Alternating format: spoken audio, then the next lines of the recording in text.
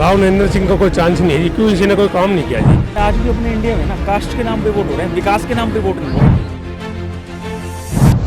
नारनौल विधानसभा में इस समय हम खड़े हैं। एक मशहूर समोसे वाले हैं राम सिंह जी, 1958 से यहाँ पे सेवा में है। भाई साहब समोसे खाने आए हो आप यहाँ पे? बिल्कुल लेके भी जा रहे हैं। कितने सालों से समोसे बना रहे हैं? काफी साल से बना रहे जी। वही स्वाद है, वही टेस्ट है, सब कुछ वही है जी। अब एक बात बताओ, 5 तारीख को आपके मतदान है ना? 10 साल आप लोगों ने कांग्रेस का भी शासन देखा, 10 साल आपने भाजपा का भी शासन देखा। अब क्या लगता है आप? मेरे को ये लगता है जी, आने वाली 5 तारीख को तो वोट तो देंगे हम, जिसको देंगे। अब बाकी आएगी जो बीजेपी सरकार ही आएगी।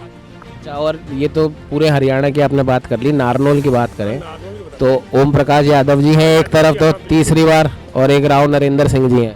राव नरेंद्र सिंह का कोई चांस नहीं है जी, क्यों इसी ने कोई काम नहीं किया जी।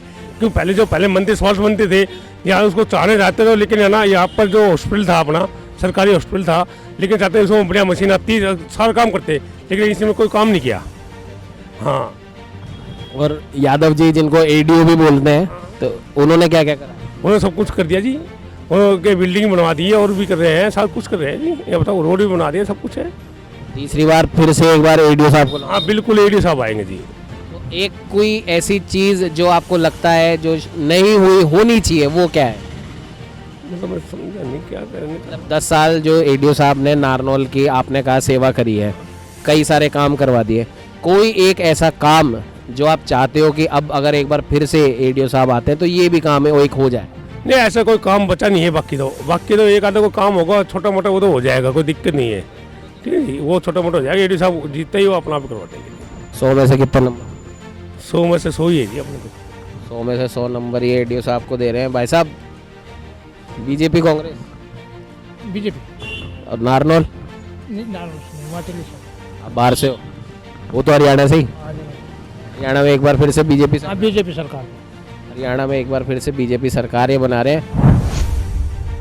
देखो सर, मेरा तो कहने का मतलब ये है, शहर में साफ सफाई होनी चाहिए, ठीक है, लाइट लगनी चाहिए।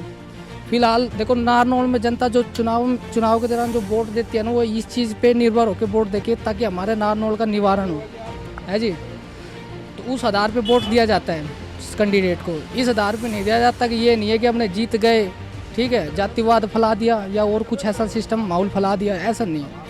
इसलिए वोट दिया जाता है ताकि वो जीतने के बाद नारनौल का काम करे, आगे आने वाले समय में उसको खुद नहीं जनता उसके पास जाए, ऐसा काम करना चाहिए। भाई साहब सही बात कह रहे हैं सारी, लेकिन आज भी अपने इंडिया में ना कास्ट के नाम पे वोट हो रहे हैं, विकास के नाम पे वोट नहीं हो रहे। चाहे सैनी हो, यादव हो, गुर्जर हो, जैन हो, इवन कोई भी हो। और आज अपन 2024 में है, विकास के नाम पे वोट होने चाहिए, कास्ट के नाम पे वोट हो रहे हैं। चाहे मान लो मैं खूब अच्छा काम कर रहा हूँ, चाहे मैं कुछ भी हूँ बाई कास्ट, तो मुझे वोट मिलना चाहिए। ये अच्छा काम करे तो इन्हें वोट मिलना चाहिए, और ये समझ होनी चाहिए। मेरे घर में मेरा चाचा आ गया, भाई उसको वोट दियो, वो आगे उसको वोट दियो। जो आदमी काम कर रहा है, विकास कर रहा है, उसको वोट मिलना चाहिए।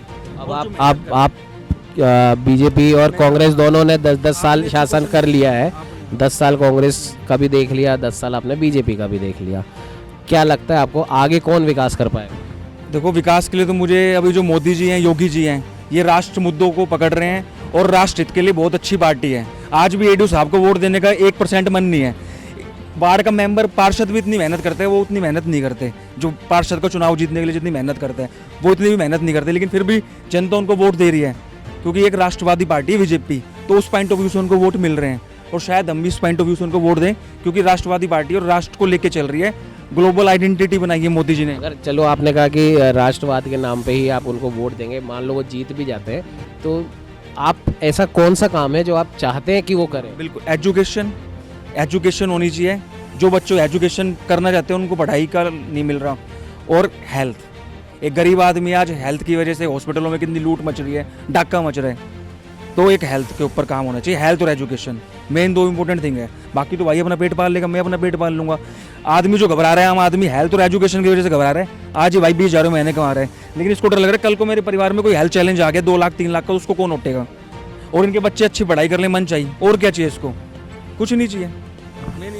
स्वास्थ्य और शिक्षा को लेकर यहाँ पे जो युवा हैं उनका ये कहना है कि स्वास्थ्य और शिक्षा 2 ऐसे बड़े मुद्दे हैं जो भले ही कोई सी भी पार्टी हो वो इस पर काम करें। और जिस हिसाब से उन्होंने राष्ट्रवाद भी एक प्रमुख मुद्दा यहाँ पर देखा जा रहा है, लेकिन फिर भी कहीं ना कहीं विकास करने की बात प्रमुख तौर पर आ रही है कि जो भी विकास करेगा, या अगर हम जिसे जिताते हैं तो हमारा भी उसके ऊपर यही जोर रहेगा कि हमने आपको जिताया है ना जात के नाम पे ना पात के नाम पे, आकर आपको जिताया तो सिर्फ और सिर्फ विकास के नाम पे।